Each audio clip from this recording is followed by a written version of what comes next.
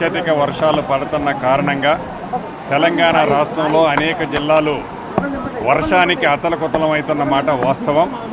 వర్షాలు ఎప్పుడైతే అత్యధికంగా మొదలయ్యాయో ప్రధానమంత్రి గారు మోదీ గారు, హోంశాఖ మంత్రి అమిత్ షా గారు, గౌరవ ముఖ్యమంత్రి రేవంత్ రెడ్డి గారికి ఫోన్ చేసి కేంద్ర ప్రభుత్వం మీకు అండగా ఉంది, తప్పకుండా ప్రజలను ఆదుకునే దాంట్లో ఎక్కడా ఒక్క అడుగు కూడా వెనక్కి వేయొద్దు అని స్వయంగా వారిద్దరు ఫోన్ చేసి చెప్పినందుకు రాష్ట్ర ప్రజల పక్షాన డిజాస్టర్ మేనేజ్మెంట్ మంత్రిగా మనస్ఫూర్తిగా కేంద్ర ప్రభుత్వానికి అభినందనలు, కృతజ్ఞతలు తెలియజేస్తున్నా.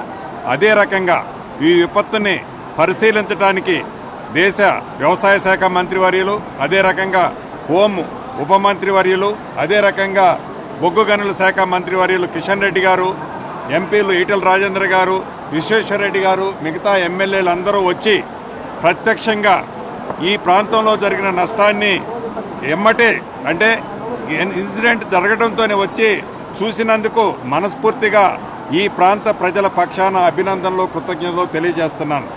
ఈ రాష్ట్ర ప్రభుత్వానికి ఏ రకమైన బేసిజాలు లేవు.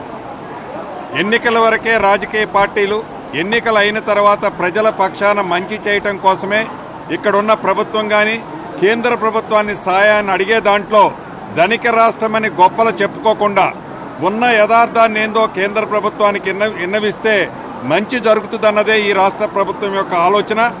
ఆనాడు ప్రధానమంత్రి హోదాలో మోదీ గారు వచ్చినప్పుడు కూడా గౌరవ ముఖ్యమంత్రి రేవంత్ రెడ్డి గారు కూడా కలిసి బడేబాయ్ అన్నందుకు ఏదైతే ప్రధాన ప్రతిపక్షం అని చెప్పుకుంటున్న ఆ ప్రతిపక్షం దాన్ని కూడా రాజకీయ రంగు పులిమింది. ఇది దురదృష్టకరం. ఈనాడు కూడా ఇంత విపత్తు పరిస్థితుల్లో కూడా రాజకీయ లబ్ధి పొందాలనే తపన పడుతుంది తప్ప ప్రధాన ప్రతిపక్షం ప్రజల పక్షాన పోరాటం చేయాలి, ప్రజలకు మంచి చేయాలనే తాపత్రయం లేకపోవడం చాలా దురదృష్టకరం, బాధాకరం.